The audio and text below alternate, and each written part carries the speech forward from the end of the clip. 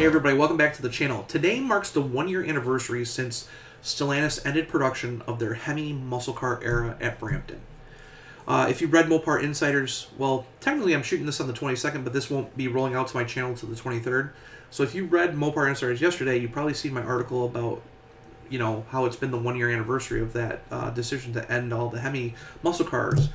And pretty interestingly, it got a lot of traction online. I didn't think people were going to be too happy about it, but I just wanted to say, like, hey, it's been a year already, and what a year it's been. We've seen so many changes in Stellantis just over the last couple weeks, let alone the year. We've seen it get worse and worse and worse, and now we're starting to see kind of a little bit of a change before the end of the year. But I wanted to go through, luckily, there's some new stuff coming out. They're rushing to put the Dodge Charger Daytona into production, which a lot of people are very skeptical about. There's been mixed reviews about it. I've talked a lot about that car on this channel. I've gotten to drive it.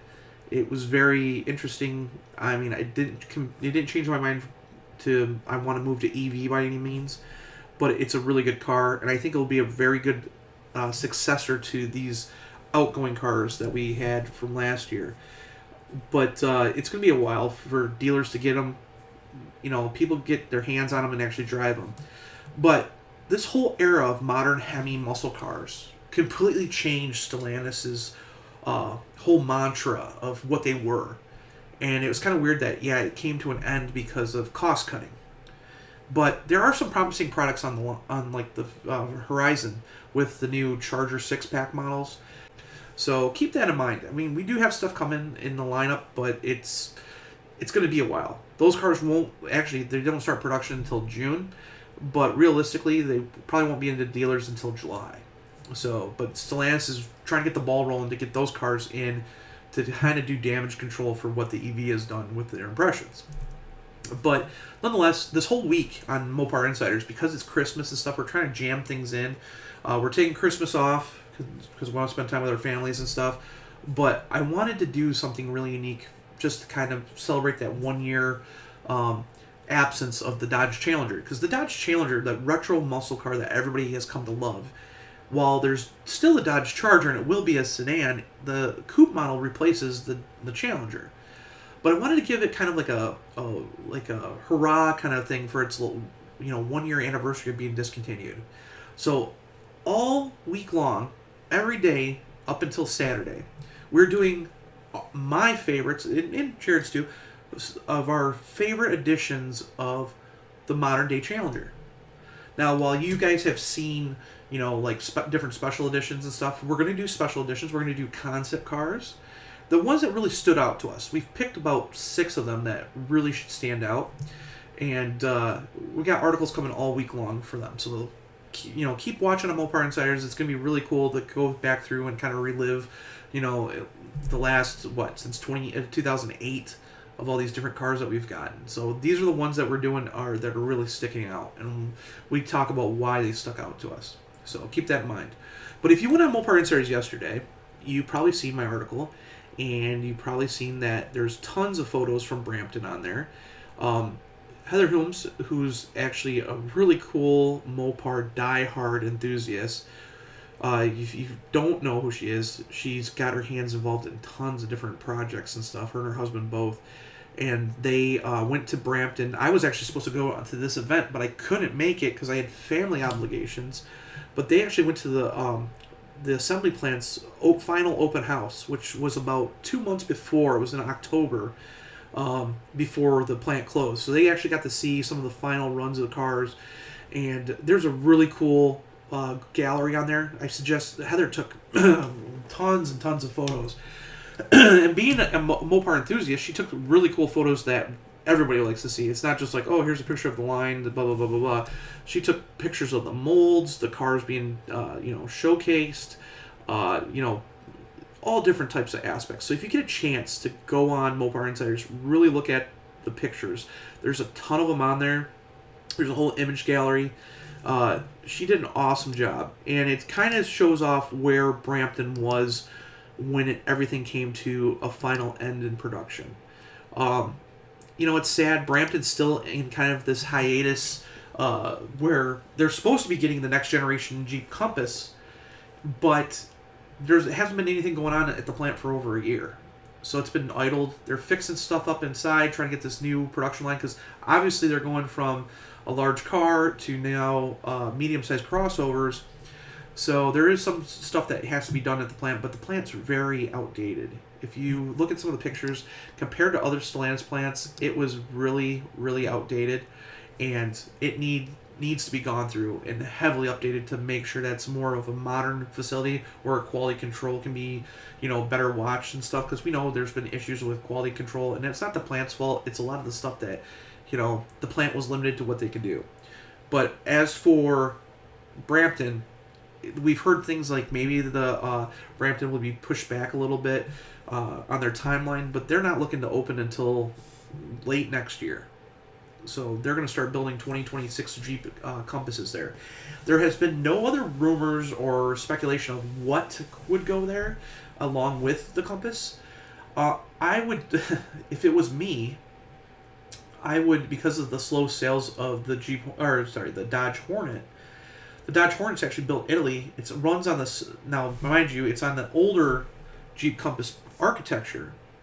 But if Dodge was smart, they would invest into building a North American spec Dodge Hornet. Now, I drove the Hornet recently. I was impressed with how it drives. I was not impressed with some of the kind of quirks with how the Hornet is, meaning it's just a rebadged Alfa Romeo. We all know that.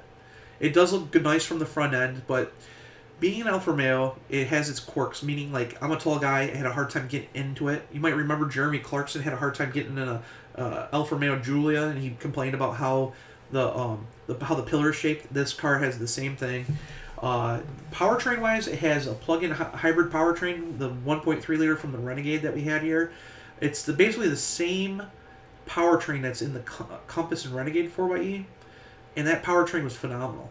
I mean, I absolutely loved it. For being a 1.3 liter, it had plenty of power.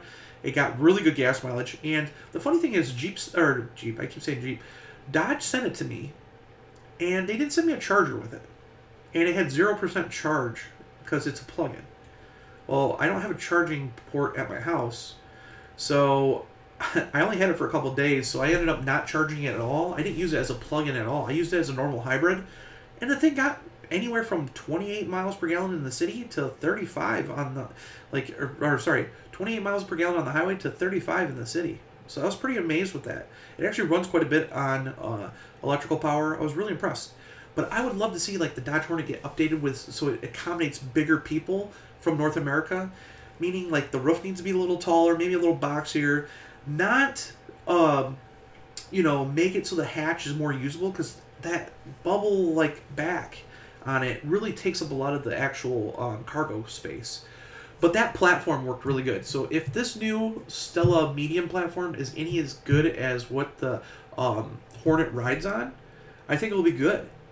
The thing is, if they could build a Hornet for North America, give it unique Dodge styling, and give it the same stuff that we're used to, like steering wheel controls for the radio on the back, make it feel like a Dodge, not an Alfa Romeo when you get into it. I mean, it's really, you're not in a Dodge when you get in that thing. Yeah, it has a Uconnect system, which is nice, and this Uconnect system's super clear. Steering wheel's an Alfa Romeo, it's got the Alfa Romeo paddle shifters. It doesn't feel like a Dodge at all. And that's why I don't think a lot of people are buying it. Plus, it's overpriced. If they could build it locally, meaning like in Canada, they could probably build it pretty reasonably priced and sell it for even cheaper. And we don't need to have standard all-wheel drive. Give us front-wheel drive. It'll help with your fuel economy standards and make it cheaper for those who live in Florida and Texas who don't need all-wheel drive capability. So that's my little saying. But I would like to see that product there. I would also like to see, maybe, if they could, the Ram Rampage be built there. The Ram Rampage also is a medium-sized compact platform that sits on the same exact architecture that the Hornet's on. Mind you, the Stella medium platform is a little different, but nonetheless, you could build something like that for North America. Have a Ford Maverick, competitor. It would make sense. So Brampton has a lot of possibilities. We just haven't heard about any of them, yet. And things are going on so quickly at Stellantis, meaning like change, because of all with Tavares leaving.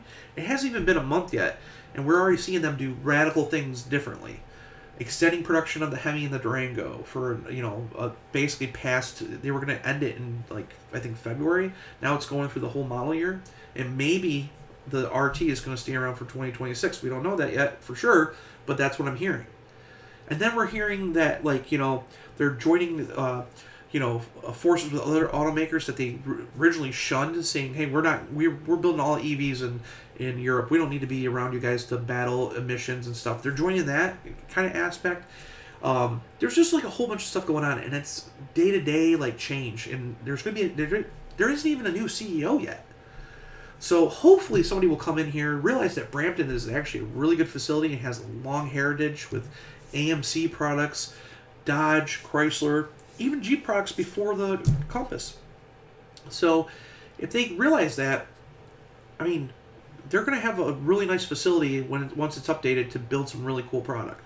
And I would like to see some nice, Compass-sized, medium-sized, Compass-sized product out there that can be under $35,000.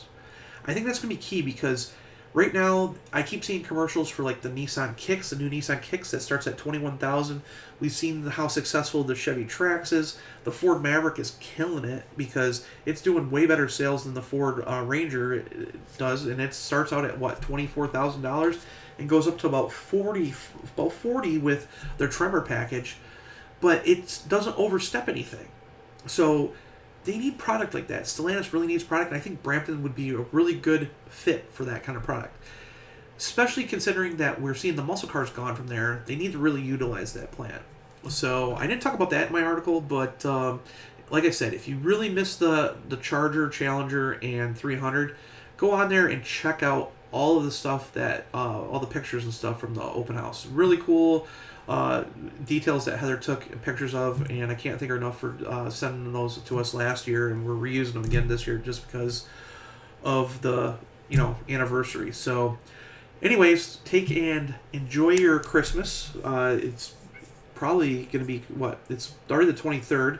Many of you are already gone for to meet up with your families and stuff. So I'm probably going to post a small video tomorrow, but I'm not going to do nothing for Christmas. Like I said, Mopar Insiders is going to be in 5th Gen Rams, and 8th Gen Rams is going to be idle for the day. It's time for us to enjoy with our families. So hopefully you guys have a great Christmas. If I don't see you in the next video before then, and happy holidays.